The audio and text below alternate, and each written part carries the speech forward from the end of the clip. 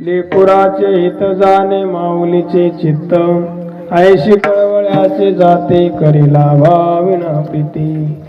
महायोग पीठे तटे भीमरत्न, वरम पुंडरीकाय दातुं निंद्री. समागत्य तिष्ठन्तमानंद कंदं, परब्रह्मलिंगं भजे पांडुरंगं. परब्रह्मलिंगं भजे पांडुरंगं. पांडुरंगा करू आओ प्रथम नमन. पांडुरंगा करू आओ प्रथम नमन. पांडुरंगा करू प्रथम नमन. पांडुरंगा करू प्रथम नमन. दुसरे चरण संतांची दुसरे चरण संतांची ओ त्यांच्या कृपादाने ओ कथेचा विचारू त्यांच्या कृपादाने ओ कथेचा विचारू. दुसरे चरण संतांची, दुसरे चरण संतांची. त्याच्या कृपेने कथेचा विचार. त्याच्या कृपेने कथेचा विचार.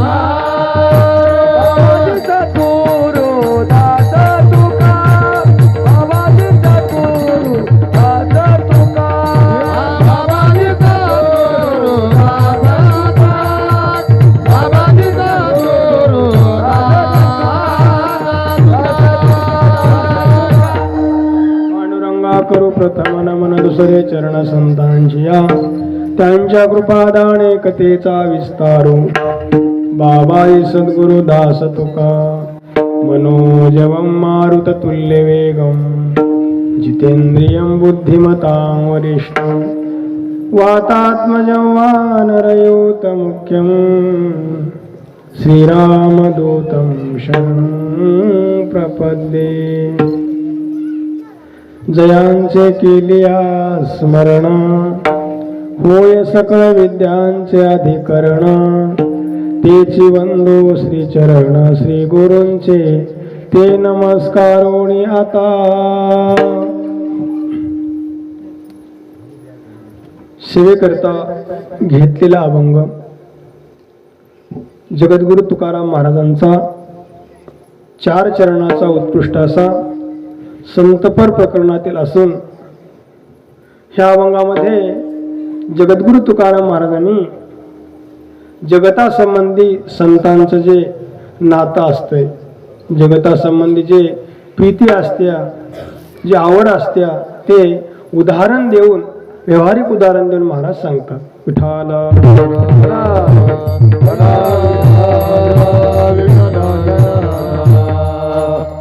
सेवेला सुरू करण्यापूर्वी श्री गुरुचरणाला वंदन करून उपस्थित सर्व भावी भक्त श्रोते मंडळी, गुणीजन गायक वादक मंडळी, सर्वांना हृदयपूर्वक प्रणाम.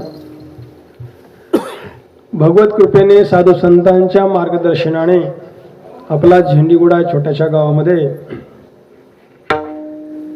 अनेक वर्षापासून चालत असलेला हा अखंड हरिनाम सप्ताह, त्या सप्त्यातील आज दुसऱ्या दिवसाची सेवा सर्व गावकऱ्यांच्या वतीने सेवा माझ्याकडे आलेली आहे.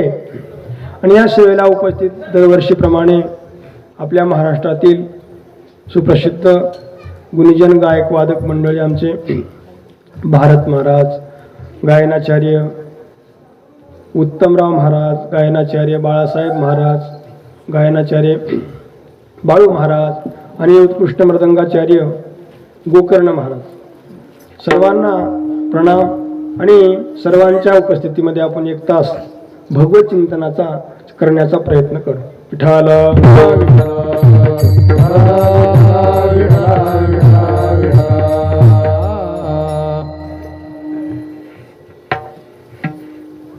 आपल्याला जे प्रेम करतात ते व्यवहारामध्ये बी प्रेम असते आणि आपल्या उद्धारासंबंधी,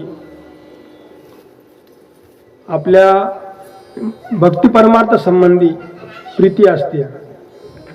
तर जगतामध्ये जे प्रीती असते तुमच्या आमच्या संबंधी व्यवहारामध्ये, आणि संत आणि परमात्मा हे प्रीती करते, जग बी प्रीती करते, म्हणजे प्रेम करते, आपला जिव्हाळा लावते.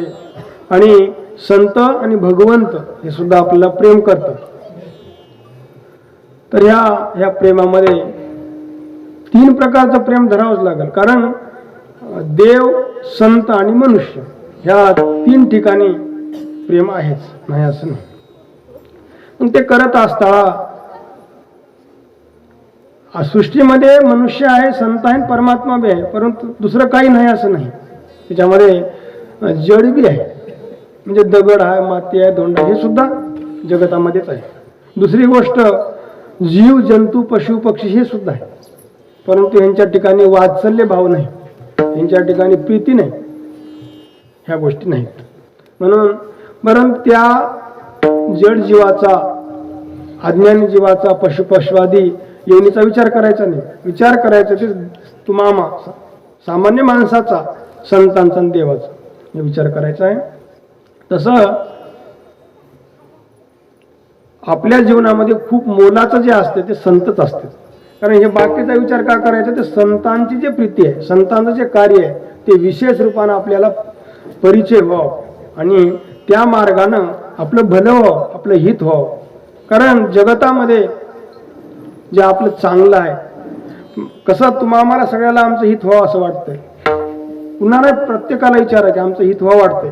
हे वाटणं चुकीचं नाही, परंतु कुठं आपलं हित होतंय ते आपल्याला माहीत नाही. तुकाराम महाराजांनी असं बाकी सगळ्या गोष्टीची व्यावृत्ती केली आहे. म्हणजे याचा अर्थ की दुसऱ्या जगतामध्ये आमचं हित कोणीच करत नाही. महाराज सांगतो, तेचे माझे हित करीती सकळ, तेचे माझे हित करीती सकळ, तेचे माझे हित करीती सकळ, तेचे माझे हित करीती सकळ, तेचे माझे हित करीती सकळ, तेचे माझे हित करीती सकळ, तेचे माझे हित करीती सकळ, तेचे माझे हित करीती सकळ. हा गोपाळ कृपा करे, जेने हा गोपाळ कृपा करे, ते माझे हित करीती सकळ, करीती सकळ, जेने हा गोपाळ कृपा करे, जेने हा गोपाळ कृपा करे, ते माझे हित करीती सकळ, ते माझे हित करीती सकळ,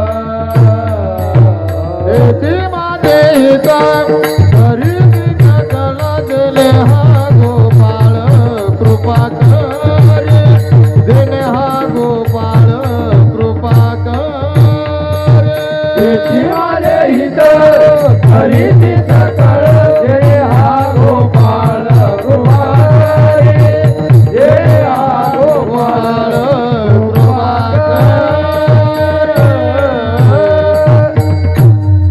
महाराज सांगतात तेची माझे हित. तर आपण काय संत म्हणलं तर आपण लई त्याला दर्जा खाली दिलेला आहे का, तर ओळखू चाललंय. तर तुकाराम महाराजांनी सगळ्याच्याच मागं लागून बघले असतील. त्यावेळेस त्यांनी सांगितलं की जगतात कोणीच माझं हित करत नाही. तेच याचा अर्थ की चकारात्मक सांगितले, तेच करते त्याचा अर्थ की दुसरे कोणी माझं हित करू शकत नाही. कारण का आपण संतांच्या नावावर संतांच्या वेशावर कोणाच्या मागं लागतो. असं मोठा अभंग आहे महाराजांचा, तुकाराम महाराजांचा. संत जप तप करू शकतात, परंतु जप तप करणारे संतच आहेत असे नाही. संत जप तप करतात, संत तीर्थयात्रा करू शकतात, परंतु तीर्थयात्रा करतात ते संतच आहेत असं नाही.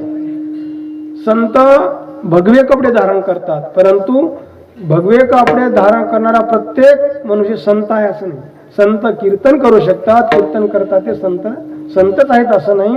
शेवटी सांगितले तुका म्हणे नाही निरसला देह तोवरी अवघे संसारिक. या शरीराचं जे संबंध आहे, शरीराचं जे तादात्म्य आहे, म्हणजे शरीरावर जे प्रेम आहे ना, ते प्रेम तुटल्यावरच संत पदवी सुरू होती. भक्तायशे जाना असं अनेक ठिकाणी सांगितलेलं आहे. इथं एवढाच लक्षण नाही, भरपूर लक्षण आहेत त्यांच्या खुणा भरपूर आहेत. तसं आपण काय केलं, संसाराच्या तापामध्ये रात्रंदिवस तळमळ सुरू झाली आपल्याला. मी तुम्हाला सांगितलं की हित व्हावं असं वाटतंय, परंतु कुठं हित होतं ते माहित नाही.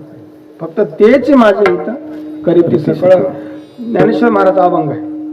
आता समजा संत वेगळे, आमच्यासारखे सामान्य महाराज वेगळे. आता तुम्ही काय म्हणता, हे बी संतच आहे काही वाटतं. तिथं आपल्याला चकली बसते, खूप मोठी चकली.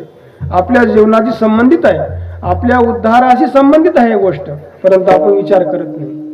म्हणून कारण बघा तुम्ही, अशा दुःखातून बाहेर निघण्याकरता आपण कुणाच्या तरी मागं लागतो, तर आपल्याला काय होतंय, चकली बसते. संत म्हणून मागं लागे जमत नाही. तर ज्ञानेश्वर महाराज अभंग आहे. एक मनुष्य प्रवासी पिढला स्नेहाळू देखील बिबू वाजायचा. लक्षपूर्वक आहे का.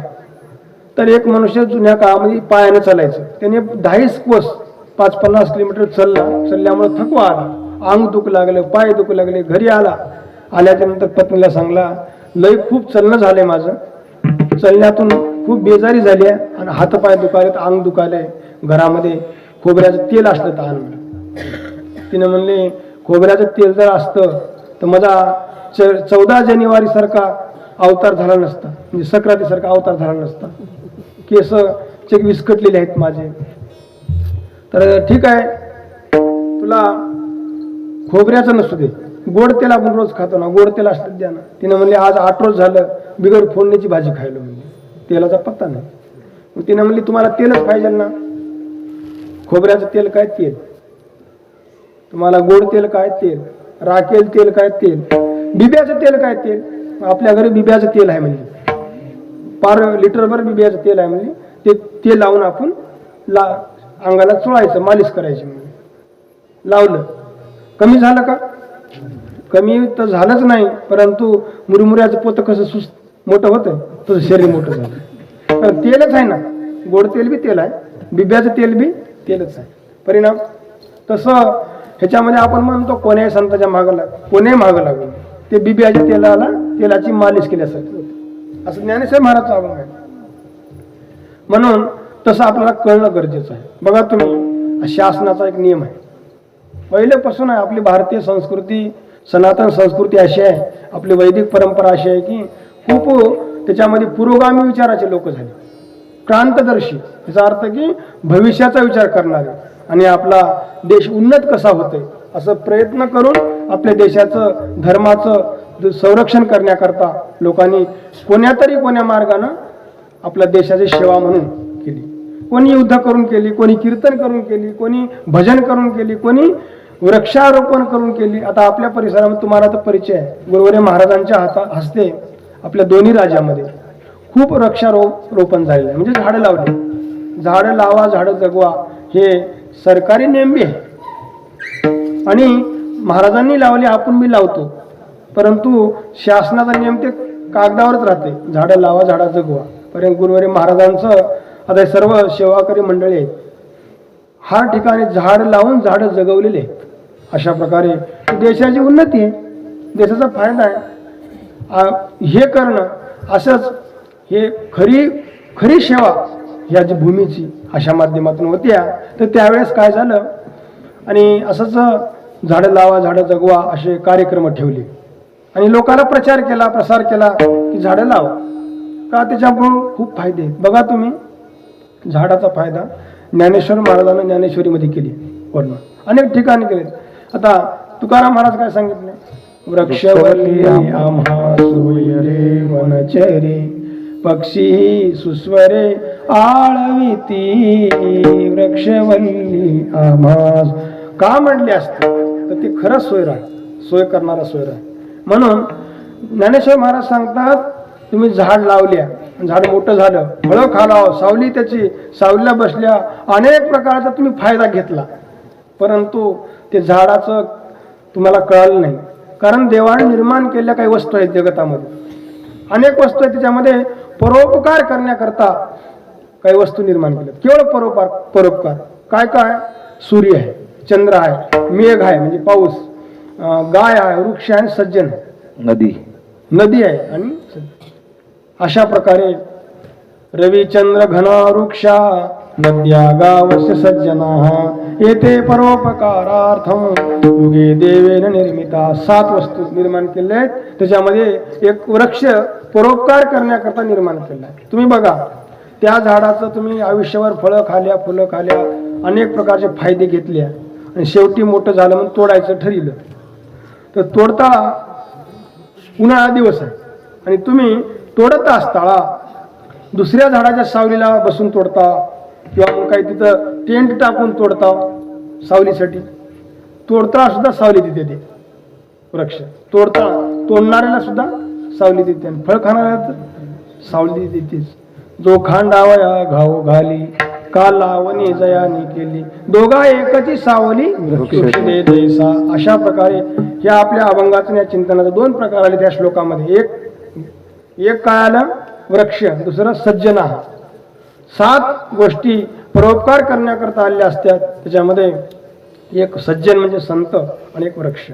अशा प्रकारे ह्याच्यामध्ये खूप जे 7 गोष्टी सांगितल्या ते आपल्याला परोपकार करण्याकरता. जसं गोमाता आहे, तर आपल्या गावात तर गोसेवा असेलच, गोपालन करणारे भक्त मंडळी आहेत खूप. आपण काय करतो? गोशाळेबद्दल बोलतो, गोसंरक्षण व्हावं, गोमाताचं रक्षण व्हावं असं म्हणतो, पण सेवा करत नाही. इथे चुकाले आपण बोलू शकतो, परंतु आपण सेवा केल्याच्या नंतर ते बघ कोरडं बोलणं जमत नाही. तुम्ही शेतकरी आहात, प्रत्येकाच्या घरी एक तरी गाय पाहिजे.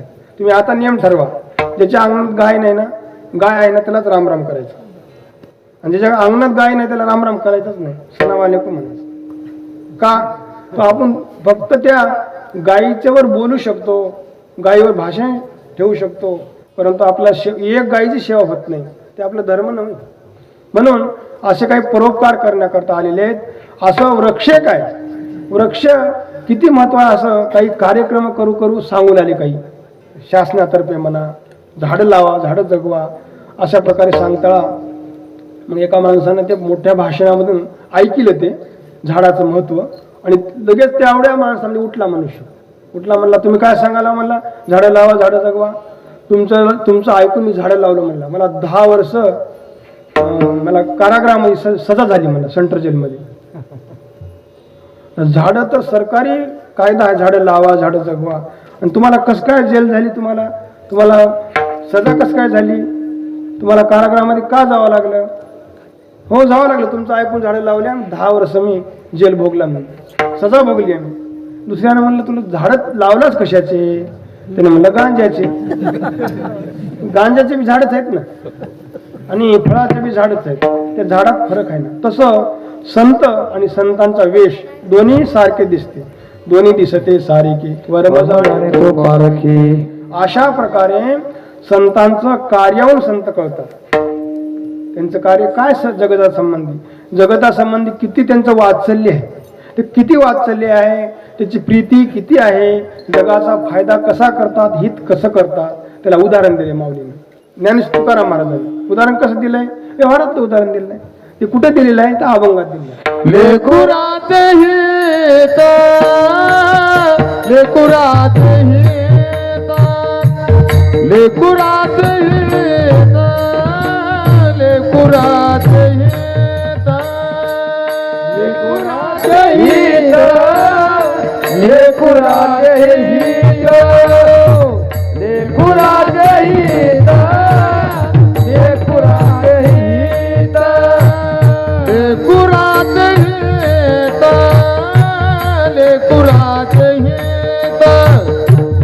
लेकुरात येत लेकुरात येत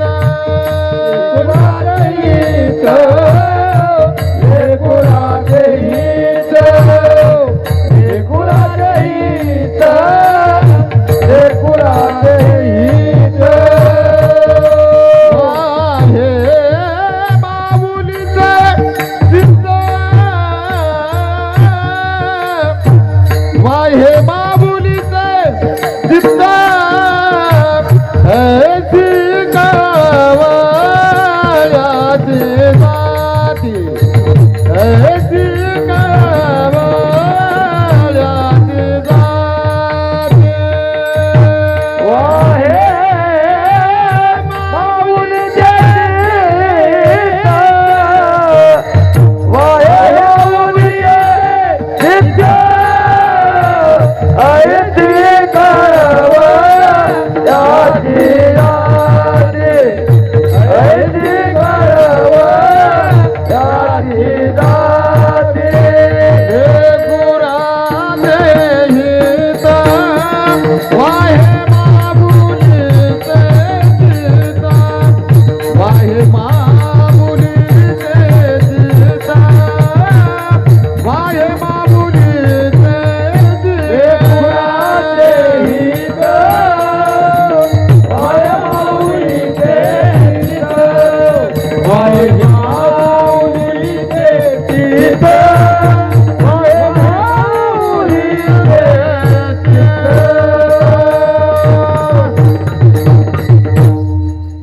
महाराज अभंगाच्या पहिल्या चरणात सांगतात की ते संत तुमच्या आमच्यावर प्रीती तुमच्या आमच्यावर जिव्हाळा वात्सल्य भाव कसा दाखवतात. मग ह्या एवढ्या जगतामध्ये एकच त्यांना पात्र दिसलं ते म्हणजे आईचं. प्रेम करणारे बरेच असतील परंतु आईसारखं नाही व्यवहारामध्ये. आता त्याचा अर्थ की ह्याच्यापेक्षा प्रेम करणार दुसरी जगात वस्तूच कोणती नाही म्हणून आईचं उदाहरण दिलं. त्याच्यापेक्षा जास्त करतात संत त्याच्यापेक्षा जास्त करतात. कारण आई खरंच निस्वार्थपणाने प्रीती करते प्रेम करते करत नाही असं नाही जीवाची पर्वा न करता करते. कोणती बी आई असू द्या तुम्ही ऐकता ना किती जरी मुलानं गुन्हा केला गलती केली तर आईच्या हृदयामध्ये ती गुन्हेगार ठरू शकत नाही. किती गुन्हा असे काही महाभाग आहेत की आई वडिलाला मारणारे आहेत तरी त्यांना माफ करणारी फक्त आई एकच देवानं पात्र निर्माण केलं आहे. असं हे उदाहरण त्यांना द्यावं वाटलं. ह्याच्यापेक्षा खूप खूप 100 पटीनं संत जगासंबंधी उपकार करणारे आहेत. परंतु ह्या जगतामध्ये व्यवहारामध्ये संसारामध्ये आई एवढं प्रेम करणारी व्यक्ती कोणी नाही. आता आपण बघा त्या एवढं निस्वार्थ प्रेम इतकं निस्वार्थ असतं की आपली जीवाची पर्वा करत नाही. एका ठिकाणी घडलेली घटना आहे. एक मूर्ख मनुष्य दुर्विचारी मनुष्य व्यसनी मनुष्य त्यांच्या मनामध्ये भांडण झालं असेल. अशाच भांडणामध्ये त्यांच्या तंट्यामध्ये एक मुलगा झाला. मुलगा 2 वर्षा 1.5 वर्षाचा झाला. शेवटी काय केलं त्यांनी त्याच्या मनात काय दुर्बुद्धी निर्माण झाली की आपण आत्महत्या करायची. कोण नवरा बायको लेकरू तिघही आपण आत्महत्या करायची. मूर्खपणाचा विषय आहे. त्यावेळेस त्यांनी सांगितलं आता ते लेकरू आणि हिला काय झालं नव्हतं. हिच्या जीवनामध्ये आपला संसार जसा आहे तसं निभवत होते. परंतु ह्याला असं होतं की मी मरणार आहे परंतु मी एकटा मरणार नाही मी तुला घेऊन मरणार आहे असं त्यानं हट्ट केला. शेवटी नाविलाज झाला. अबला स्त्री आहे तिचं काही चलत नव्हतं. लेकराला घेतली कडेवर आणि त्यांचं जे ठरला जागा म्हणजे रेल्वे रुळावर मरायचं आत्महत्या करायची. आणि ते ठरलंच ना. ते एकदम जायचं जवळ गेल्याच्या तिकडून गाडी आल्याच्या नंतर आता ते जाणारच ती कवी जाणारच. तरी काय केली तिनं तिला लेकराची मया केली तिचं चुंबन घेतली आणि गाडी यायचं हे न पडायचं म्हणजे लेकराला बाजूला ढकलून दिली आणि आपण दोघंच त्या गाडी खाली. ही घडलेली घटना एका ठिकाणी. याचा अर्थ की जीव गेला परंतु लेकरासाठी शेवटी जीव गेला तरी मी लेकरू माझं सुरक्षित राहावं माझं लेकरू चांगलं राहावं असं आईचं अंतकरण असतं. असं संतांचं अंतकरण तुमच्या आमच्या संबंधी असतं. बघा तुम्ही आपण खूप कृतज्ञ आहोत संताबद्दल बी आणि व्यवहारामध्ये आई वडिलाबद्दल बी खूप कृतज्ञ आहोत आपण. का तुकाराम महाराजानं आईचं माऊलीचंच का वर्णन केलं असेल तर ते तुम्हाला सांगण्याकरता की जगतामध्ये तुम्हाला आईशिवाय जगतात प्रेम करणार कोणीच नाही. कारण भारत देशामध्ये वृद्धाश्रम होणं भारताची भूषण नव्हे, भारताचं भूषण नव्हे, हे दूषण आहे. भारताची उन्नती नव्हे, हे पतन आहे. कारण आपल्या देशामध्ये मातृदेवो भवा पितृदेवो भवा हे देव आहेत. कारण देवाला सगळा कारभार बघता आला नाही.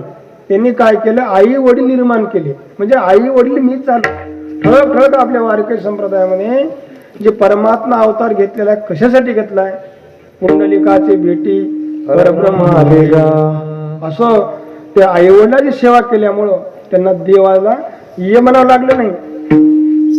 इतकं त्यांचं बघा, आई वडिलांची सेवा किती महत्वाची असते. तुम्हाला पुंडलिकाचं उदाहरण माहित आहे. नंतर रोहिदास महाराज चर्मकार समाजाचे, त्यांनी सुद्धा असंच आई वडिलांना त्रास दिला काही दिवस. परंतु काही दिवसाला त्यांना काही झालं, आई वडीलच परमात्मा देव आहेत असं त्यांना माहिती झालं, ज्ञान झालं. मग त्यांनी आपला व्यवसाय बी करू लागले आणि आई वडिलांची सेवा केली. आई वडील सेवा म्हणजे त्यांनी सांगितलेलं करणं सेवा.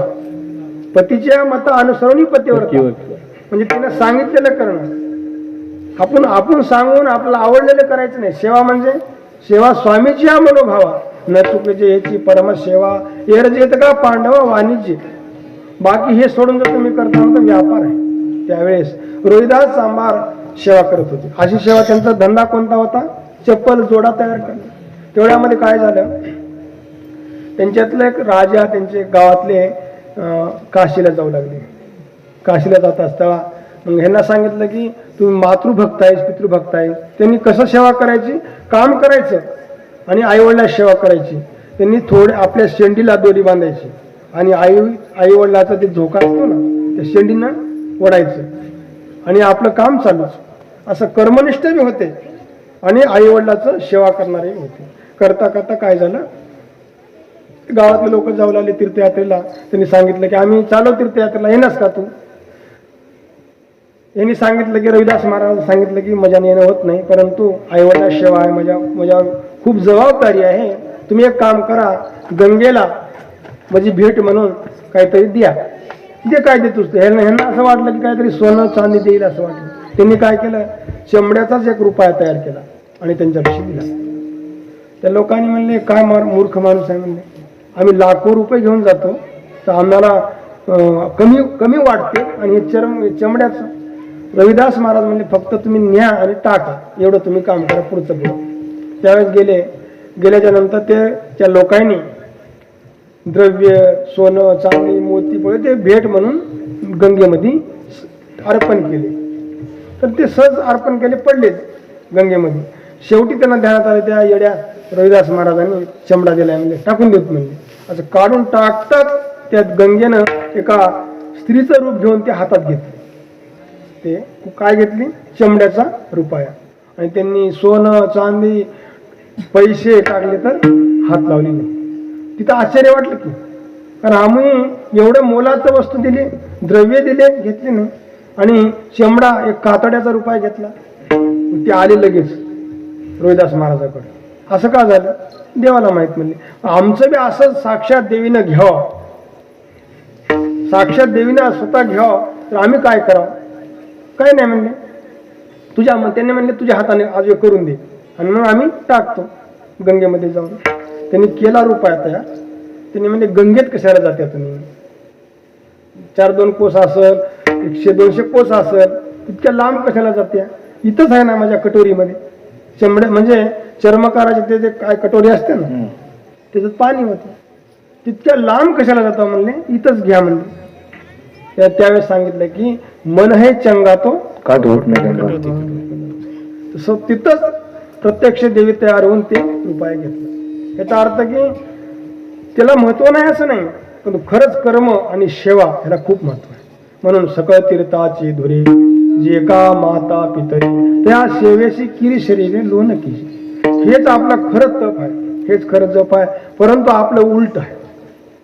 आपल्याला आपली सेवा करणारे जन्मा वाटते, परंतु आपण आपल्यासाठी केले ते सेवा करत नाही. उलटच आहे ना. आता आई वडिलांना आपला जन्म दिला एवढंच नाही तर संसार सुद्धा आपल्याला करून दिला. 2 हातात 4 हात केले, जमीन घेतली, द्रव्य सगळं प्रॉपर्टी तयार केली, पुन्हा केली आई वडिलांना केली. परंतु आपण काय करतो, त्यातलं 4 प्रेम बी आई वडिलांना ठेवत नाही. पूर्ण प्रेम आपण मुलाबाळाला देतो.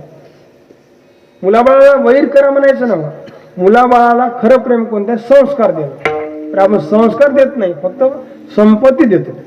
संपत्ती दिल्याने काय होते, ते आपण कमवलेली संपत्ती वाईट मार्गाने घालतात. का, कष्ट केलेली नसते ना, फुकट आलेली असते, ते व्यर्थ जाते. आणि आपल्यासाठी ज्यांनी रात्रंदिवस केले त्याच्याकडे आपण करत नाही, त्यांच्याकडे आपण दुर्लक्ष करतो. म्हणून बघा तुम्ही, आपल्या घरामध्ये कोणताही मुलगा, भगवद्गीतेमध्ये स्पष्ट सांगितलेलं आहे, यद्यदाचरति श्रेष्ठ तत्त देवेतरो जनः सयत् प्रमाणम कुरुते लोकस्तदनुवर्तते. वडील जे जे करीती त्या नाम धर्म तेच येर अनुष्ठिती सामान्य सर्व. वडील म्हणजे मोठा मनुष्य जो करतो तोच बारके लेकर करतात. तसं तुम्ही ऐकलेलं दृष्टांत असं, एकाचा बाप वारला, त्याची आपदा झाली, बंडाळ झाली, सेवा केली नाही, वारल्याच्या नंतर ते 10वा झाला, 13वा झाला. त्या म्हाताऱ्याला काय होतं, खापरामध्ये जेवण होतं आणि खापरामध्येच पाणी होतं, ताट नाही, तांब्या नाही, काही नाही. मग ते सगळं 13वा वगैरे झालं. ते लहान लेकरू ते खापर, जेवायचं पाणी प्यायचं जे लोटकं होतं ते कुठे ठुलं होतं की त्यानं नेटक्यात आणून बापाला दाखवलं. त्या बाबा जपून ठेवा म्हणजे, कोण, त्या पोरानं, नातानं, ते मेलेल्या म्हाताऱ्याच्या नातानं. त्यानं म्हणलं हे कशाला, म्हणला हे आपल्या आजोबाचं होतं, म्हणलं टाकून दे, म्हणला फेकून दे, म्हणलं. पोरग म्हणला फेकून दे का, म्हणला का तुम्हाला काम देणार आहे ना, म्हणला पुढे चालू. खोटं नाही ना, ते खरंच आहे. तर तुम्ही जसं केलं ना तुम्हाला तशीच वेळ येणार.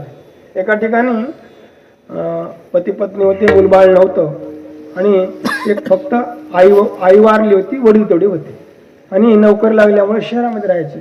शहरामध्ये राहत असताना वय झालं म्हाताऱ्या माणसाचं, 70-80च्या पुढे गेलं. जसं जसं वय होला तसं इंद्रिय काय होतात, गलित होतात, इंद्रिय साथ देत नाही. त्यावेळेस काय झालं, वय झालं 85 वर्ष वय झालं. आता हे वरच्यावर श्रीमंत होऊ लागले आणि श्रीमंत असल्यामुळे यांच्या घरी सुद्धा मित्र मैत्रिणी श्रीमंताची यायच्या, शिकलेले यायचे. म्हणजे शिकलेले आले की ह्यांना काय वाटायचं, थोडं लाज वाटायची म्हाताऱ्या माणसाला बघलं की, कारण ते शिकलेल्या लोकांना मायबाप राहिना तर आबाळातून पडलेले असते, त्यांना ते चांगलं वाटत नाही. तर त्यावेळेस ते आलं की ते थोडं कसं तरी वाटायचं. मग सुनबाईला असं वाटायचं की सेवा बी करालो आणि लोकांना जरा बरं वाटत नाही यांना ठेवणं. नवऱ्याला किरकिरला सुरू केली.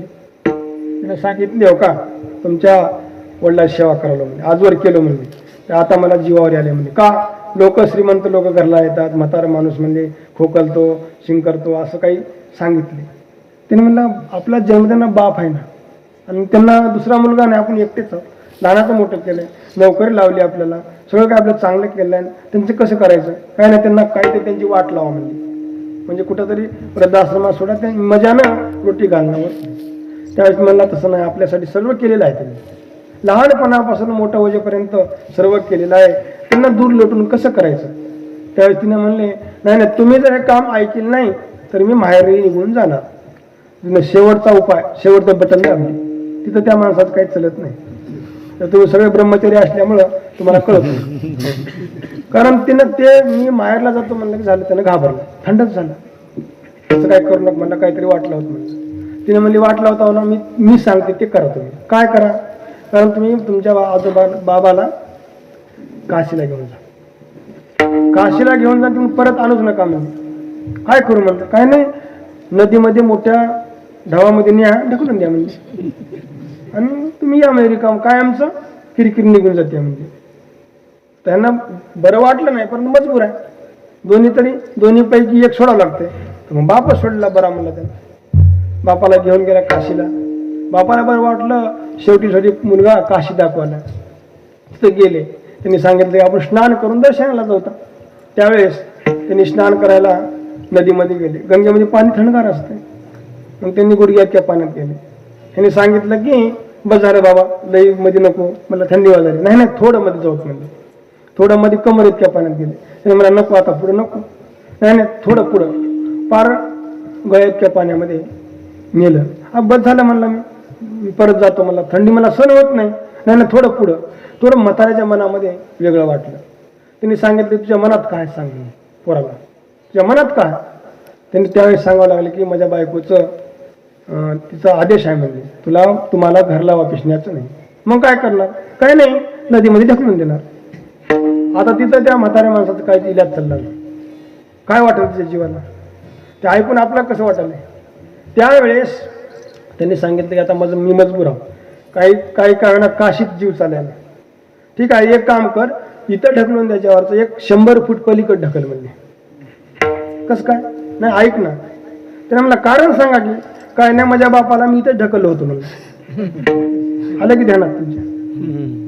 ह्यानं त्या बापाला तसंच केलं होतं म्हणून त्याच्या पोटी पोरग तसंच आहे. पोरं खराब का जन्मले, आपणच जन्म दिलेला आहे ना. खराब संस्कारानं जन्म दिल्यामुळं ती पिढी तशी वागू शकते. तर आपला भारतीय संस्कृती अशी आहे की मंदिरातला देव माना न माना, पण घरातले चालते बोलते आई वडील तेच माना. मंदिरातले मानले काय न मानले काय, असं चेतन असे चालते बोलते देव माना म्हणणारी संस्कृती आपली. आपल्या संतांनी आपल्याला शिकवून दिले, आपल्या शास्त्राने आपल्याला मार्गदर्शन केलं आहे. तुम्ही असं करू नका, हे करा. कर्तव्य आहे, ते धर्म आहे. म्हणून का तुकाराम महाराजांना असं वाटलं की जगतामध्ये फक्त एकच प्रेम करू शकते, ते प्रेम म्हणजे आई करू शकते. मग आई प्रेम केल्यावर मग संताची काय गरज आहे असे वाटते. आई प्रेम करते परंतु व्यवहारिक. आई कोणती तर आईनं उद्धाराचं सांगल्या का, मला मी मागं सांगितलं असं. बघा, आई आपल्याला निस्वार्थ प्रेम करते परंतु व्यवहाराचं चालविती व्यवहार पडली रूढी जगा परिचार चालविती व्यवहार सत्य म्हणून. त्याने तेच केले, मरती मेली नेनो किती हाची लाभ तयाची संगती. त्यांनी तेच करून मेले आणि आपल्याला तेच करायला लावले. पण देवासाठी जा म्हणलेले कोणी. एका ठिकाणी आजच कीर्तन झालं, कीर्तन ऐकले, मुक्काम केला आम्ही. सकाळी ते एका आजीनं काय केली, महाराज आमच्या घरी चहा प्यायला चला, दूध घ्यायला चला. त्यावेळेस म्हणलं नाही आजी जायचं नाही, नाही चलाच म्हणली, कारण ह्या संबंधाने तुमची भेट होत्या म्हणली. आणि देवाच्या संबंधी विश्वची सोयऱ्याची प्रमाण देव देव बोलली म्हातारी. ते माझे सोयरे सज्जन सांगाती पाय आठवीती विठोबाजी, असं प्रमाण देव देव बोलले. मला असं वाटलं खरंच म्हातारी परमार्थिक आहे. घरला गेले, अजून खूप तिनं अशा शास्त्रातल्या तत्वज्ञानाच्या गोष्टी केली, सांगलाली. सांगता काय झालं, सगळं सांग झालं. मी म्हणलं जाता आजी आम्ही. तिने सांगितलं की जाता तर जा, पण जाता माझं एक काम करून जा की.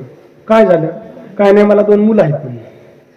मग काय झालं, एक मुलगा शेती वाडी धंदा चांगलं करतो म्हणजे. बरं, दुसरा काय करतो, तुमच्यावर असं कीर्तन भजन करीत बोंबलत फिरते म्हणजे. आता आतापर्यंत प्रमाण दिलेले, तिनं ते कौतुक केलं, काय फायदा. ह्याचा अर्थ की त्यांना दुसरे केले चांगलं वाटते, आपल्या लेकरानं परमार्थ केला, देवदेव केले चांगलं वाटत नाही. का त्यांनी केलेलंच आमच्या लेकरानं करावं म्हणून हे त्यांचं प्रेम आहे.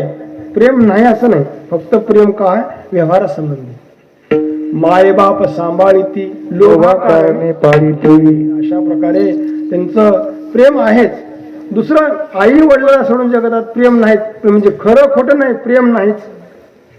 आपण प्रेमाच्या नावावर काय बी करू शकतो, कारण प्रेमाचा संबंध कसा आहे. एका जनार्दनी एका जनार्दनी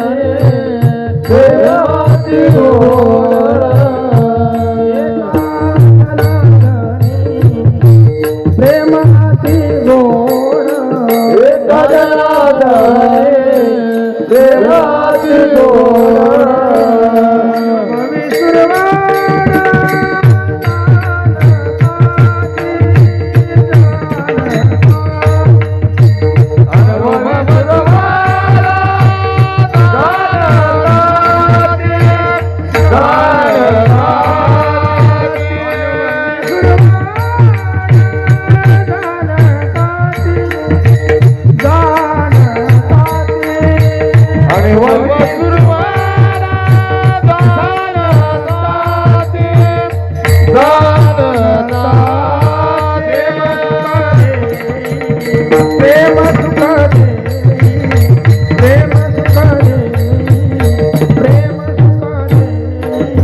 प्रेम सुख दे प्रेम सुख दे प्रेम सुख दे प्रेम सुख दे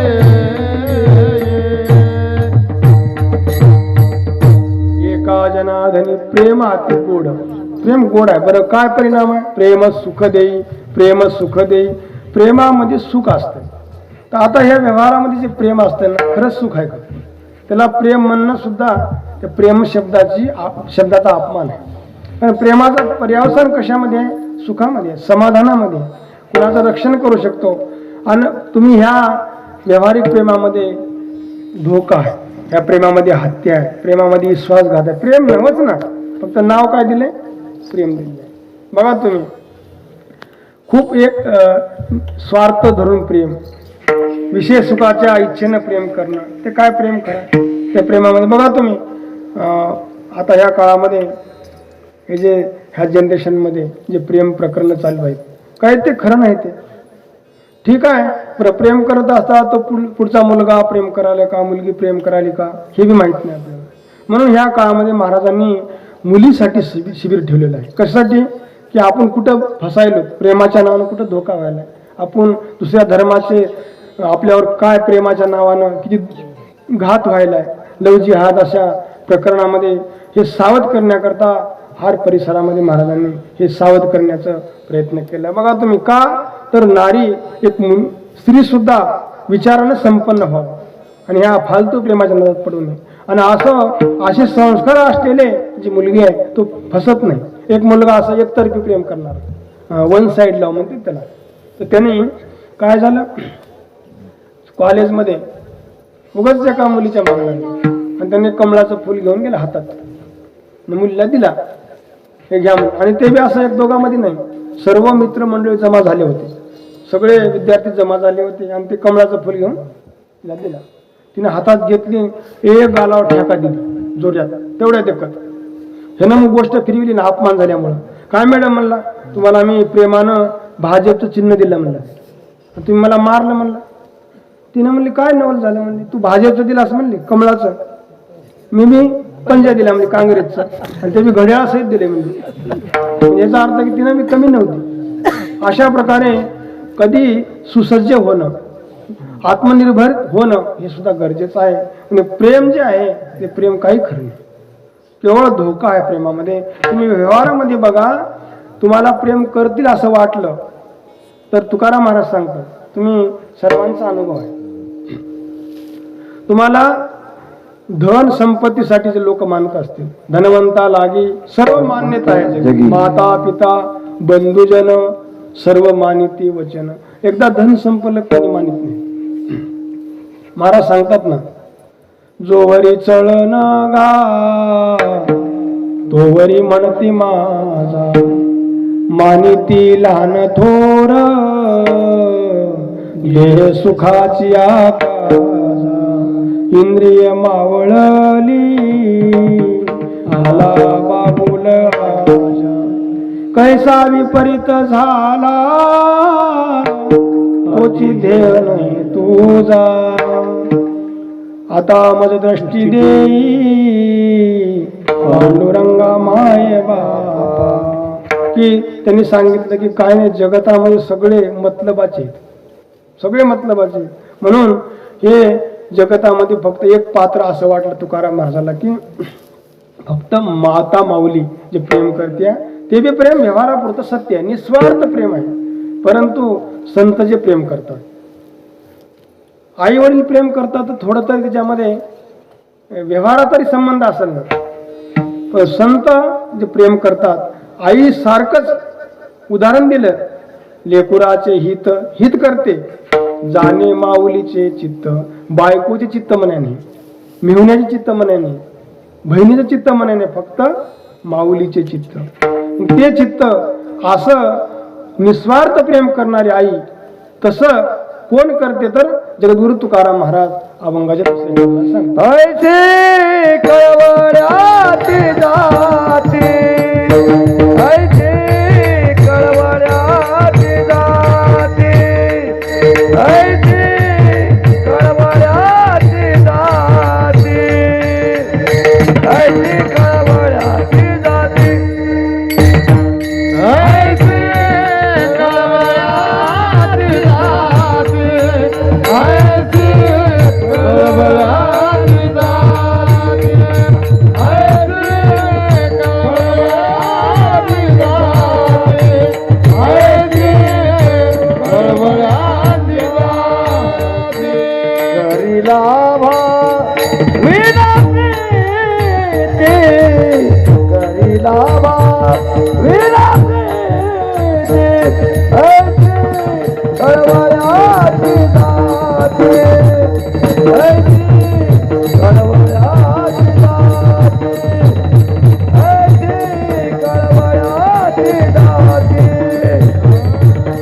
ऐसी कळवळ्याची जाती घरी लाभावी ना प्रीती घरी लाभावी ना प्रीती ऐसी कळवळ्याची जाती ऐसी कळवळ्याची जाती ऐसी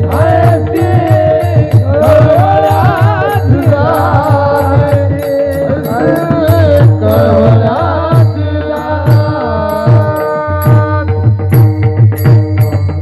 अभंगाच्या दुसऱ्या चरणात महाराज सांगतो तसं आईचं हित असतंय, जसं आईनं हित केलेलं असतंय तसंच हित करत असताना आईशी कळवळ्याची जाते करी लाभाविन प्रीती. प्रीती लाभाविन शब्द महत्वाचा आहे. आपण प्रीती करतो आतापर्यंत सांगितलं तसं आपण प्रेम करतो परंतु काय तर लाभा संबंधी, परंतु संत एक असे निर्माण झाले की ते लाभाविन. म्हणून तुम्हाला सुरुवातीला सांगितलं की इथं देव बी येतो, संत बी येतात आणि तुम्ही आम्ही केवळ स्वार्थ म्हणून जन्माला येतो. त्याच्यामध्ये देव जे आहे ते देव बी येतो परंतु संतासाठी येतो, भक्तासाठी येतो. देव नाशिवंत लोकांसाठी म्हणजे पामर लोकांसाठी पापी लोकांसाठी येत नाही. पापी लोकांसाठी येतो दुष्टाळाके भक्ताराके पायापाशी दुर्जनाशी सोमवारी विषमत आहे ना. भक्ताला पायापाशी राखणं. संत जे असतात ते कोणी बी या रे लहान थोर या ते भल त्या कोणी बी या कसे बी या इथं तुमचं चांगलं होणार आहे, हित होणार आहे. त्यांनी दुर्जन जरी असला दूर जा म्हणले नाही आणि सज्जन असला तर जवळ या असं म्हणले नाही. कोणी बी या कसे बी या. तुम्हाला समुद्रानं कधी म्हटले का तुम्ही गढूळ पाणी आहे, तुम्ही निर्मळ पाणी माझ्याकडे या, गढूळ पाण्यावर लोटले का? खरंच त्यांनी लोटल्यावर कुठं जावं त्या पाण्यानं? तसं समुद्रासारखे त्यांचं वर्णन करता ज्ञानेश्वरीमध्ये सांगितलेलं आहे की वार्षेविन सागरू जैसा जळे नित्य निर्भरू तैसा निरुपचारू संतोषी जो. असं भगवद्गीतेमध्ये सुद्धा सांगितलेलं आहे की परमात्म्यापेक्षा संतुष्ट जास्त आहे संत, म्हणजे तृप्त आहे, त्यांना कैसाची गरज नाही. परंतु ते करत असताना त्यांच्याकरता काहीच केलं नाही. एक छोटीशी वळकण तुम्हाला जर संत पाहिजेत असतील, अनेक लक्षणं आहेत. जो स्वतःसाठी काहीच करत नाही ते समाजासाठी करतात ते संत आहे. सोपं आहे, आपल्यासाठी काहीच नाही. म्हणून ते देवापेक्षा श्रेष्ठ का? देव फक्त भक्तासाठीच करतो, संत सगळ्यासाठी करतो. तुम्ही आम्ही आणि देवाने चांगलं केलं आणि वाईट बी केले, संतांनी केवळ चांगले केले. आपल्या वाट्याला काय आले? केवळ वाईट करणं. कारण आपण चांगलं करण्याकरताच आलो, मोका दिलाय. शास्त्राने सांगितलं की तुम्हा आम्हाला चांगलं करण्याचा अधिकार आहे, म्हणजे परमार्थ करण्याचा अधिकार आहे, देव प्राप्ती करून घेण्याचा अधिकार आहे, तुम्ही सेवा करण्याचा अधिकार आहे. सगळं बाजूला ठेवलं आपण आणि फक्त आपण पाप करावं. कारण पाप करण्यासाठी जन्म दिला नाही आपल्याला. कारण हे नरदेह आहे ना, कर्म करण्यास स्वातंत्र्य आहे. काय बी तुम्ही करा, तुम्हाला कोणी अडवत नाही, कोणीच अडवत नाही. पण काही माणसं अशी असतात की ते पुण्यकर्म करण्यापेक्षा तेवढा वेळ पाप कर्म करण्यामध्ये घालतात. बघा तुम्ही, काही माणसं अशी असतात की त्यांचं ते वाईट काम केल्याशिवाय रोटीच जिरणं. जसं तर बघा व्यवहारामध्ये डॉक्टर असतात, अनेक प्रकारचे डॉक्टर असतात. चमड्याचा स्पेशलिस्ट म्हणजे स्किन स्पेशलिस्ट डॉक्टर असतात, ब्रेन स्पेशलिस्ट डॉक्टर असते, प्रत्येक अवयवाचे स्पेशलिस्ट डॉक्टर असते. तसं व्यवहारामध्ये काही माणसं आहेत ते, जसं तुम्हाला मुला मुलीची सोयरीक जमावायची झाली त्याच्यामध्ये एक असं अनुभवी काही माणसाचे ठरलेले, त्याला काय म्हणायचं, सोयरीक स्पेशलिस्ट, सोयरीक करणारे. ते चांगलं बी काम आहे, ह्या काळात लई चांगलं आहे, मिळेना गेल्यात ना, लई चांगलं आहे, ते चांगलं काम आहे. परंतु त्याच्या उलट काय असे असतात की सोयरीक मोडणारे स्पेशलिस्ट, त्यांना असं की सोयरीक मोड, ते झालेली सोयरीक मोडल्याशिवाय रोटी जिरत ना, झोप यायच ना. एक असंच एकाला मुलगी मिळत नव्हती, मुलगी काही प्रयत्न करून मुलगी मिळाली. सोयरे बघायला आले आणि सोयऱ्याने सांगितलं की आम्हाला पटलेलं आहे, तुम्हाला पुढच्या बोलण्याकरता आम्ही फोन करतो आणि फलाण्या दिवशी फोन करतो. घरी गेल्याच्या नंतर त्यांनी काय विचार केला, काय झालं की फोन केला नाही. ह्यांनी 2 दिवस झाल्याच्यानंतर ह्यांनी फोन केला, तुम्ही काही बातमी देतो म्हणल्या होत्या, तुम्ही काही तिकडला संपर्क केला नाही तुम्ही. त्यांनी सांगितलं की आमचं जरा कारण सांगितले, आम्हाला तिथं पसंत आलं नाही आणि आम्हाला काही कारणं सांगितले. ह्यांना असं वाटलं की हे गावातच आपला कुणातरी खेळ केला आहे. आणि गावामध्ये एक प्रसिद्ध असं सोयरीक मोडणारी स्पेशलिस्ट एक बाई होती. तर त्यांना चौकशी केली आणि त्याच बाईनं सोयरीक मोडल्या, पक्क माहीत झालं. तिच्यापाशी गेला, सांग म्हणला, म्हणजे सोयरीक कसं काय मोडलीस तू? तिने म्हणजे मोडाय नाही, मला माहीत झालंय, तू खोटं बोल नको, काय म्हणली सांग म्हणलं. तिनं नाही, मी आता देवाने तिने म्हणजे मी काहीच सांगा, एवढंच सांगलं म्हणली. त्यांनी विचारले पोरग माळकरी आहे का, तर मी पोरग माळकरी नाही म्हणलो म्हणली, एवढंच सांगलं म्हणली. बरं, पुढचं काय सांगली? नाही दुसरं काय सांगा नाही, पोरग कवा दारू पिते म्हणलो म्हणली, बाकी काहीच सांगाय नाही. अरे झालं की 2 तर सांगितले, अजून काय सांगलीस का? नाही, पोरग कधी मध्ये पत्ते खेळते म्हणली, बाकी काहीच सांगाय नाही म्हणली. बरं, पत्ते खेळायला पैसे नसले कधी मध्ये मायबापाला मारतोय म्हणली, बाकी काहीच सांगाय नाही म्हणली. मायबापानं पैसे दिले नसले का बाबा चोऱ्या करते म्हणली, बाकी मी काहीच सांगाय नाही म्हणली. तर सांगायचं काय राहिलंय तिचं? तसं काही माणसाचा अवतार कसा असतोय, ते वाईट करण्याचंच. आणि काही माणसाला असं असतं की ते वाईट आहे ते बी माहीत राहिलं, इतकं वाईट करते अज्ञानी माणसं. एका बाईला काही नवरा बायकोचं भांडण झालं आणि त्यांना काहीतरी भांडण विकोपाला गेलं आणि तुटातूट झाली दोघांची, फारकत झाली आपल्या भाषेमध्ये. झाल्याच्या नंतर मग त्याला विचारलं, तुमचं असं का झालं? तिने सांगितलं काहीच नाही, थोडी चूक झाली, थोडी नॉर्मल गलती झाली म्हणली. काय झाली? मी उखाणा घेतला म्हणली, म्हणजे शास्त्र म्हणतात ना, उखाणा घेतला म्हणली. ते उखाणा घेतल्यामुळेच मला फारकत द्यावं लागली म्हणली. ते ऐकणार माणूस म्हणला, हे तर तुमचं म्हणणं चुकीचं आहे म्हणलं. अरे लोक तर ते उखाणा घेण्याकरता कितीतरी प्रयत्न करतात, सांगतात घ्या तुमचं, घ्या म्हणतात नवऱ्याचं नाव, नवरा फुटते तेव्हा, नवरा बी असं टवकारून कानं ऐकते, कारण कधीच माझं गोड नाव घेना, माणसामध्ये तरी उखाण्यात माझं नाव घेते म्हणून. त्याला असं वाटतंय म्हणले, आणि तुला उखाणा घेतल्यामुळे कसं काय सोडलं? नाही, उखाणा घेतल्यामुळेच सोडलं म्हणजे. मग तुम्ही उखाणा कसा घेतला? काय नाही, उखाणा घेता असताना थोडी चूक झाली म्हणजे. काय झाली चूक? उखाणा घेता एवढी चूक झाली, नवऱ्याचं नाव घ्यायच्या ऐवजी दुसऱ्या माणसाचं नाव घेतलं म्हणजे. मग थोडी चूक झाली. थोडी चूक आहे का? थोडी नाही, घोड चूक आहे. अशा प्रकारे चूक नव्हते, काही लोकांना चूकच करते. म्हणून आपलं असंच चाललं, त्याचं वाटोळं करावं, त्याला फसवावं, त्याचा पापाला माणूस भेट नाही. म्हणून पाप करण्याकरता जन्म दिलेला नाही, चांगलं करण्याकरता.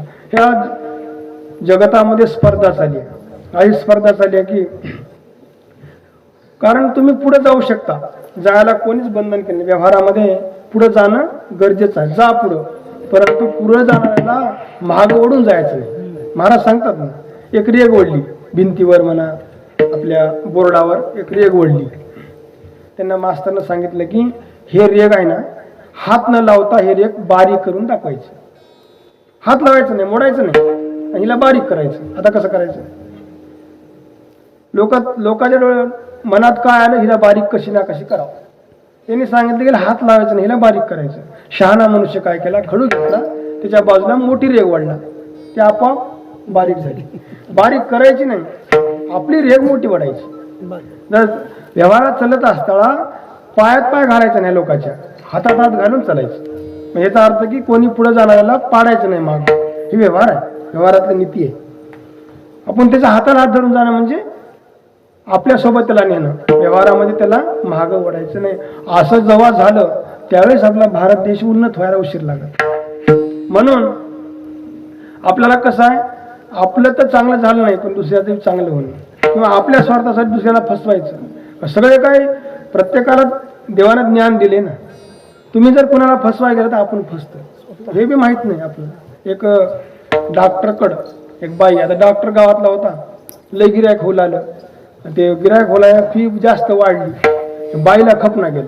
तिने म्हणजे डॉक्टरला मी काही ना काही त्याच्याकडून दंड घेतो म्हणजे वसूल करतो, काय तर खोटं नाटक करतो म्हणजे. तिनं काय केली, डॉक्टर जवळ गेली. डॉक्टर म्हणजे माझ्या तोंडाला चव नाही म्हणजे, हिच्या तोंडाला चव होती पण डॉक्टरचा इलाज फेल करावा आणि त्याच्याकडून पैसे काढावं, 2,500 रुपये काढावं म्हणून तिचं त्या प्लॅननं गेली. गेल्याच्या नंतर डॉक्टरला म्हणली माझ्या तोंडाला चव नाही म्हणजे. डॉक्टर लय हुशार होता, असल्या बाया त्यानं रोजच्या 10 बघितल्या असत्या. मग त्यानं मला त्या कंपाऊंडरला सांगितलं की अरे हिच्या तोंडाला चव नाही, थोडं पेट्रोल आण म्हणलं. आणलं पेट्रोल टाकलं, पेट्रोल टाकले आग झाली, तोंडात चव आली. त्यांनी सांगितलं की तुझ्या तोंडाला चव परत आली म्हणली. हिनं म्हणली आपण केले प्रयत्न वाया गेले तर काय करावं. दुमार आली, तिनं म्हणली त्याला फशीतच म्हणली. तिनं गेली, हिला सगळं काही तब्येत चांगली आहे, परत आली. मग ते 500 रुपये फी होती त्या डॉक्टरची. तिनं म्हणली डॉक्टर साहेब मला जरा आठवण राहायला गेल्या म्हणजे, मी विसरून चालले म्हणजे घडीला कोणतं काम विसरून चालले म्हणजे. डॉक्टरनं काय केलं, अरे ते त्या रोजी पेट्रोल या बाईच्या तोंडात टाकले ना आपण टेस्ट करण्याकरता, तेच पेट्रोल घेऊन ये म्हणलं. तिने म्हणली त्या रोजी टाकलं की म्हणलं तुम्ही, मग तुझं ध्यान विसरणार गेलं म्हणजे, तुझी बुद्धी जागावर आहे म्हणजे. लक्षात आलं ना. तिथं तिचा इलाज झाला, कारण असे पेशंट कितीतरी बघले असेल ते. तिने म्हणली हे बी प्रयत्न आपला चुकला, तर काय करावं. दुमार काय केली, परत आली दुसरंच प्लान करून. आल्यावर म्हणले डॉक्टर माझ्या डोळ्याला जरा दिसना गेले, डोळे चांगले होते, डोळ्याला दिसना गेले म्हणजे. त्यानं काय केला, ते जुन्या नोटा होत्या ना 500च्या 1000च्या, ती नोटा दिल्या. त्यानं म्हणलं हिनं दिसना गेले म्हणल्याच्या नंतर हे विलाज माझ्यापाशी नाही. आणि तिनं म्हणली तुमच्याच विलाजानं माझे डोळे गेलेत म्हणली. आरोप केल्याच्या नंतर तिने सांगितलं आता आरोप ठीक आहे, दंड म्हणून तुला पैसे देतो म्हणला. किती द्यायचे पैसे, तिने म्हणले 20,000 रुपये द्या. तिने म्हणले आता नक्की लागली, आपले पैसे गेलेले आपण काढू शकतो. त्याने डॉक्टरनं काय केला, अरे त्या कपाटामधले ते जे गट्टा आहे ना नोटाचा ते आण म्हणलं. ते नोटा होत्या जुन्या म्हणजे 500च्या आणि 1000च्या नोटा, ते काढून तिला दिल्या. तिने म्हणले हे तर नोटा जुन्या नोटा आहेत ना म्हणजे, मग ते डोळे चांगले आहेत म्हणलं. बिगर विलाजाचं तिला काढलं, कारण तिनं कशाला आली, तिला फसवण्याकरता आली. तर ह्या स्वार्थ, आपल्या स्वार्थाची धुंदी डोळ्यात भरलेली आहे. या स्वार्थ आपला, परत तुम्ही व्यवहारामध्ये आता सांगितलं की आपण कितीही उन्नत होऊ शकतो, विकसित होऊ शकतो, परंतु दुसऱ्याचं वाटोळं करू नये. तर आपला अवतार, आपला जन्म कशासाठी आहे, चांगलं करण्याकरता. आपण जन्माला का आलो, चांगले कर्म करण्यासाठी आलो, परंतु चक्क बाजूला ठेवलो आपण, केवळ वाईट मार्गाने जाऊन आपलं आयुष्य बर्बाद करतो. संत तसे नाही, ते काय करी लाभा विनप्रीती आयुष्य कळवळ्याची जाते. कळवळा सुद्धा आहे तुमचा आमचा, आणि कळवळा असून भागत नाही, त्याचं हित करण्याचं सामर्थ्य असा, त्यावेळेस ते काम होऊ शकते. म्हणून जसं दृष्टादृष्टांत दिलेल्या माऊलीने तुकाराम महाराजांनी की आईनं पोटामध्ये 9 महिने वागवलं ना, बाकी त्याचं वागवल्यामुळं त्याचं कितीही कष्ट त्याचे किती झाले आपल्याला ते सगळं सहन करू शकते. अभंगाच्या 3ऱ्या चरणात महाराज सांगतात, पोटी भारवाये, पोटी भारवाये,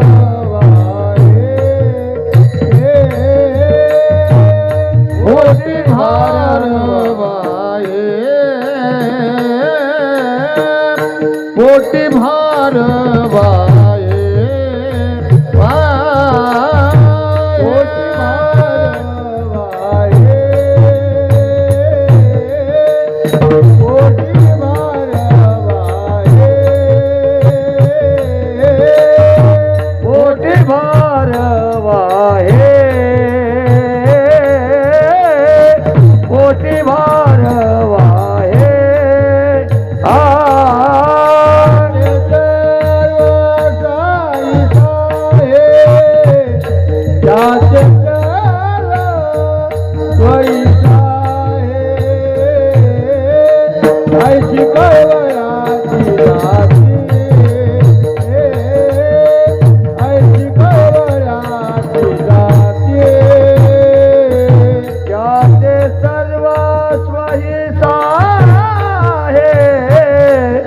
याचे सर्वस्वही आहे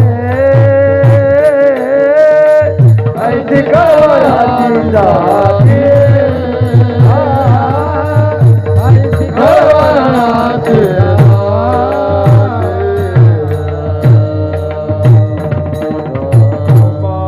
हरे कुमार कुमारी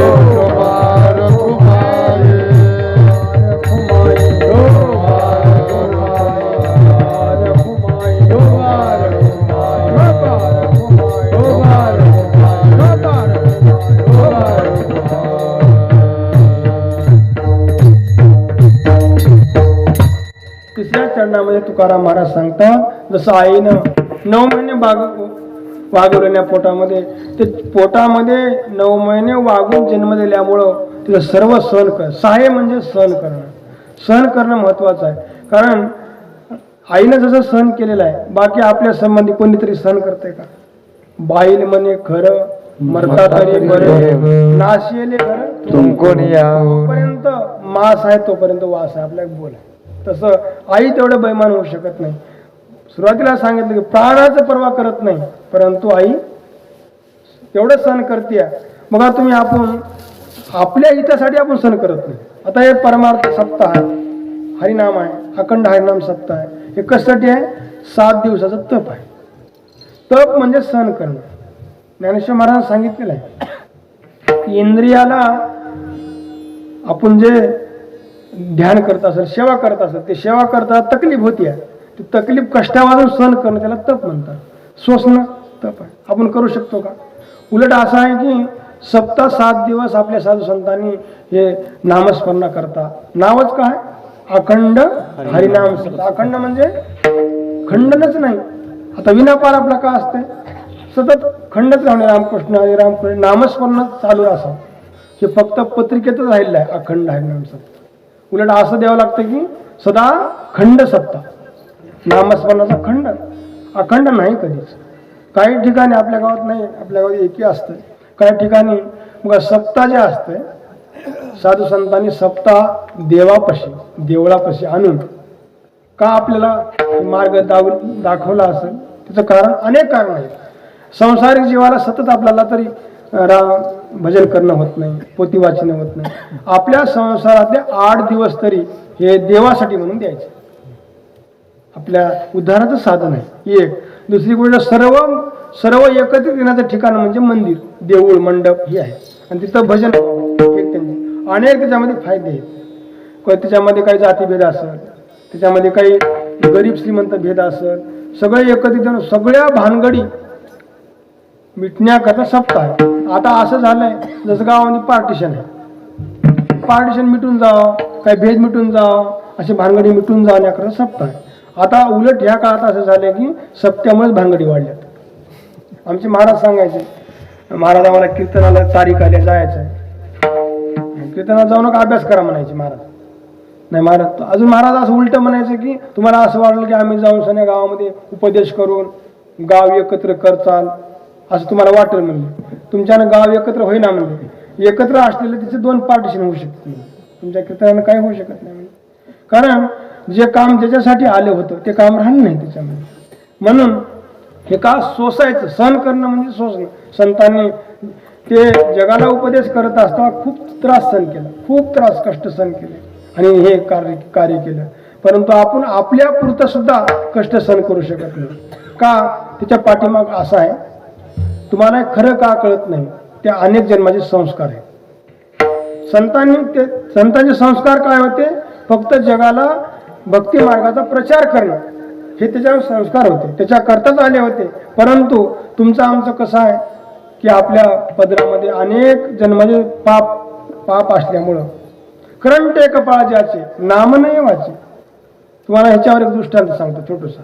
जो करंटे कपाळ म्हणजे आपल्या भाषेमध्ये फुटक्या कपाळाचं पांढऱ्या पायाचं. जसं संसारामध्ये मानतात ना काय त्या माणसाच्या संसारामध्ये चवणारे पांढऱ्या पायाचं आहे म्हणजे अतिशय आहे. तसंच एका ठिकाणी एका बापाने काय केलं एक जणाने आपल्याला दोन्ही मुलं लहानपणी आळंदीला शिकवण्यासाठी पाठवलं. त्यांना एकानं गायन शिकलं आणि एकाने पकवाज शिकलं. आता महाराजसारखं सुंदर पकवाज वाजायचं असे महाराजसारखं गायन करायचे. खूप तयारी झाल्याच्या नंतर त्यांनी गावाकडे आले. चांगल्या प्रकारे कला शिकल्यामुळं लोक त्यांना मानू लागले, हर ठिकाणी त्यांना बोलू लागले. आणि बाप माळकरी होता. त्यांना असं वाटलं आपल्याला समाजामध्ये ह्या कलेमुळं मान आहे, आपला परिचय झाला.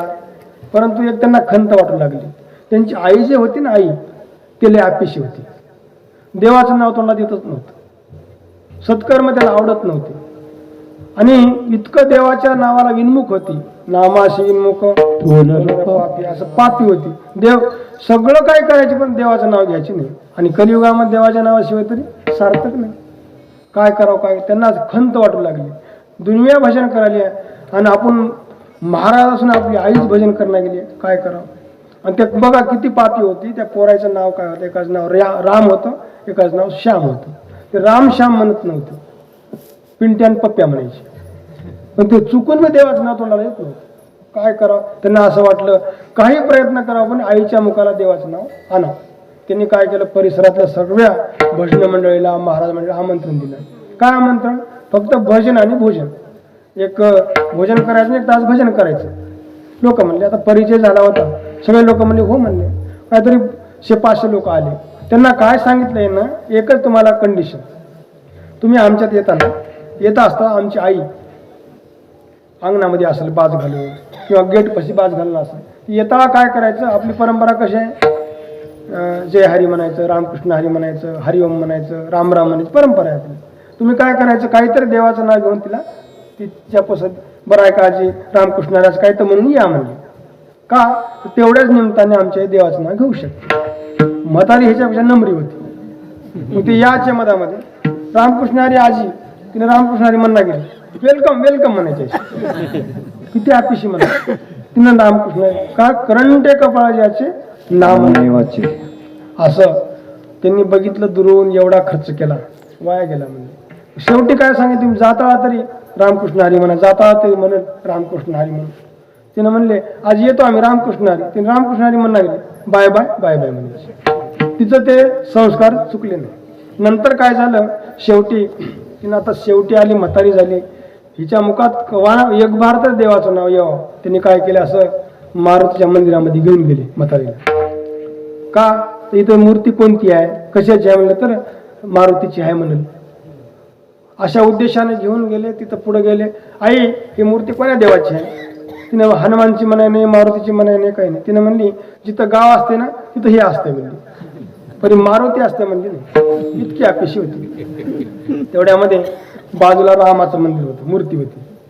ही कोणाची मूर्ती आहे, रामाची म्हणावं की नाही. तिने म्हणली जिथं हे असतंय तिथं हे असतंय म्हणली, जिथं हे असतंय तिथं हे असतंय म्हणली. राम असतंय, हनुमान असतंय म्हणे. त्यांनी विचारलं की हे लईच पांढऱ्या पायाचे आहे म्हणजे. शेवटी काय मरण पावले. मरण पावल्यावर जिवंतपणे तर घेतली नाही देवाचं नाव. शेवटी काय करू आपण, म्हातारीची आस्ती तरी आपण काशीला विसर्जन करत म्हणले. पण म्हातारी हाडाची पापी होती. हाडाची पापी म्हणजे कसं, ह्या दृष्टांतात तुम्हाला कळत. त्यांनी सांगितलं, बायकाला सांगितलं की आपल्या आईच्या आस्ती जे आहेत, हाडं जे आहेत ते काशीला गंगेमध्ये टाकायचे. ठीक आहे म्हणले. बाया म्हणल्या तुमची म्हातारीला अपेक्षा होती, मला तर तुमची आई तिथवर जाईल म्हणा असा आम्हाला भरोसा आहे ना गेला म्हणले. तर तुमचे प्रयत्न म्हणले. तिने काय केले, तिने चक आस्ती जमा केल्या. एक स्टीलचा डबा घेतला, डब्यामध्ये आस्ती टाकल्या, डबा लावला आणि ते गेले. काशीला गेल्याच्या नंतर एका ब्राह्मणाच्या घरी गेले. ब्राह्मणाच्या घरी गेले, त्यांना सांगितलं की आम्हाला असं करायचं. ब्राह्मण म्हणले आज मुक्काम करा, आपण उद्या सकाळी आस्ती विसर्जन करू, विधी करू. ठीक आहे म्हणले. मुक्काम केला, सकाळी उठले, लवकर गंगेमध्ये गेले, स्नान केले आणि ते आस्ती विसर्जन करायचं. त्यांनी सांगितलं की तुम्ही जे आस्ती हाडं आणलेले आहेत ना ते द्या. आणि बॅगामध्ये बघते तर काय ते आस्ती नाहीच, हाडच नाहीत मध्ये, डब्बाच नाही, ते चापून लागले. ब्राह्मण गडबड करू लागला, द्या की आस्ती. ते म्हणला महाराज आस्तीचा डब्बा होता मध्ये, हाडाचा डब्बा होता, डब्बाच सापडत नाही, बघा चांगलं. नाही सापडतच नाही. त्याच्या ध्यान लक्षात आलं की तसं नाही म्हणले, आमच्या घरी तुम्ही रात्री मुक्कामाला होता ना, आमची बायको जरा चोरटी आहे म्हणजे, येणाऱ्या प्रवाशाची बॅग चापते म्हणजे. गेले घरी तर काय तसंच निघलं. तिला म्हणले डबा काढलीस का तू, कयाचा, आस्ती हाडाचा डबा होता. हो काढला म्हणली. कुठं टाकलीस, काय मूर्ख माणसं आहेत म्हणले, कुठं धाब्यावर जेवलेत की म्हणले. आणि ते जेवायला जेवले तर हाड डब्यामध्ये घालून इकडे आले म्हणजे. मग काय केले, टाकून दिलं म्हणजे त्या पलीकडल्या नालीमध्ये, त्या अस्थी गंगेत गेल्या सगळ्या. त्याने म्हणले खरंच बायकोनं म्हणले होते ते खरंच झालं म्हणजे. निराश होऊन आले, पण त्यांची जिद्द अशी आहे की कसं ना कसं ते आपण अस्थी गंगेमध्ये टाका. तेवढ्यामध्ये काय झालं, बायकोला सांगितलं घरी आल्यावर असं असं झालं. मग कसं करणार, परत नेणार म्हणजे. त्यांनी काय केलं, ते अस्थी असतात ना ते बारीक त्याचं पावडर केलं, कुठून ग्राइंडर केलं, कुठून बारीक केलं आणि ते एका डब्बीमध्ये भरलं पावडर. हाडं असे चालले त्यामुळे पावडर डब्बीच टाकावं म्हणले. त्या प्लॅननं त्यांनी केलं, डब्बी भरली त्या अस्थीचं पावडर, हाडाचं पावडर केलं, डब्बी भरून आपल्या बॅगमध्ये टाकले. बायका काय म्हणल्या, तुम्ही तेव्हा गेला म्हणले, आम्ही येतो म्हणजे आता कसे तुम्ही चालत ना, तुमच्यासोबत आमचंही काशी दर्शन होऊ शकते म्हणजे. ठीक आहे चला म्हणले, गेले. त्या बायाला माहीत नाही ना डब्यामध्ये अस्थीचा पावडर करून नेलेत म्हणायचं. हेच आहे ना दोघांच्या मनाने केले. त्यांनी गेले, त्याच ब्राह्मणाकडे गेले, ब्राह्मणाला सांगितलं, ब्राह्मणा विधी करूच म्हणले. केल्याच्या नंतर काय झालं, त्यांनी ते विधी करू लागले आणि त्यांनी त्याचे डबा होता अस्थीचा, आपल्या डोळ्यात देखत आपण सोडत म्हणले. त्या अस्थीचा डबा सोडला. असं बायाला माहित नाही ना, ह्याच डब्यामध्ये म्हातारीच्या अस्थीचं पीठ करून आणले म्हणायचं. ते बाया थोडं पलीकडे स्नान करू लागते. वाहत डबी काय झालं, त्यांच्या जवळ गेली. त्यांना माहित नाही मस्त आपल्या घरून आणलेली डबी आहे म्हणून. त्यांना वाटलं काहीतरी नदीमध्ये वाहून आले. त्याने डबी घेतली, डबीमध्ये काय होतं, पांढरं शिकट पीठ होतं. त्यांना असं वाटलं भस्मच आहे काही महादेवाचं. ते टाकले खिशामध्ये, आपल्या झोळीमध्ये टाकले, बॅगमध्ये. मग ते आले घरला ते आले, संघ काय आलं, आज ते संघच आले घरला. आले आणि ते काय झालं, ते मावंदे होते, त्या म्हातारीचं गोड जेवणाचा कार्यक्रम, माणसं बसले. आता पुंडलिक म्हणून सुरू करणार. तेवढ्यामध्ये बाई म्हणजे थांबा काय झालं, आपण महादेवाचं काशीहून भस्म आणलं म्हणजे. कसला डब्बी आहे म्हणजे, आम्हाला डब्बी सापडल्या म्हणजे. ते भस्माला होती डब्बी, बघली तर काय आपलीच डब्बी आहे. कधी तुम्हाला कसं गवसली, त्या पाण्यात गवसली म्हणजे. शेवटी काय झालं, हाडाची पाप, याचा अर्थ की हाड सुद्धा ते पोहोचलं नाही. करंटे कपाळ ज्याचे नाव नाही वाचे. असं का, तर आपण अशा परमार्थिक कार्यामध्ये, धर्म कार्यामध्ये आपल्या पुरतं आपण सोसत नाही का, आपल्या पदरामध्ये पाप आहे. संत त्याच्या करतात आलेले होते की पोटी भारव आहे त्याचे सर्वस्व, ऐशी कळवळ्याचे जाती करीला भाविन प्रीती. असं जाणून जो संत असं करतात ना, त्यांच्यावर मग मी काय करतो, मी कसा भार टाकतो, त्या अभंगाच्या शेवटच्या चिन्हात तुका म्हणे माझे, तुका म्हणे माझे, तुका म्हणे माझे, तुका म्हणे माझे, तुका म्हणे माझे, तुका म्हणे माझे, तुका म्हणे माझे, तुका म्हणे माझे, तुम्हा संतावरी ओझे, तुम्हा संतावरी ओझे, ऐशी कळवळाची दाते, ऐशी कळवळाची दाते, हो ऐशी कळवळाची दाते, दाते, ऐशी कळवळाची दाते, ऐशी कळवळाची दाते, ऐशी कळवळाची दाते, ऐशी कळवळाची दाते, दाते, ऐशी कळवळाची दाते, करीला भाविना प्रीती, आ आ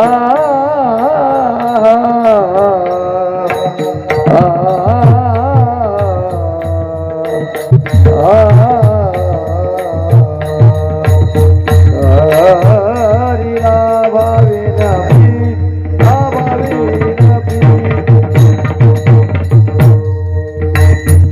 करीला विना प्रीती विना प्रीती करीला भावेना प्रीती करीला भावेना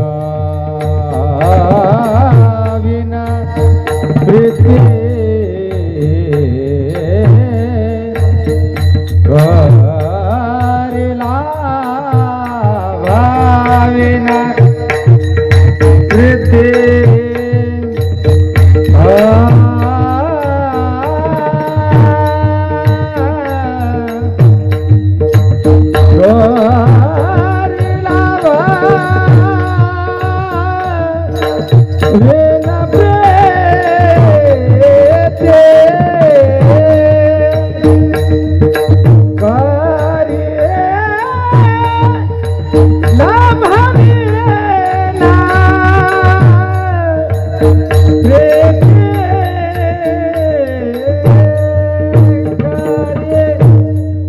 करला भाविना प्रेत करला भाविना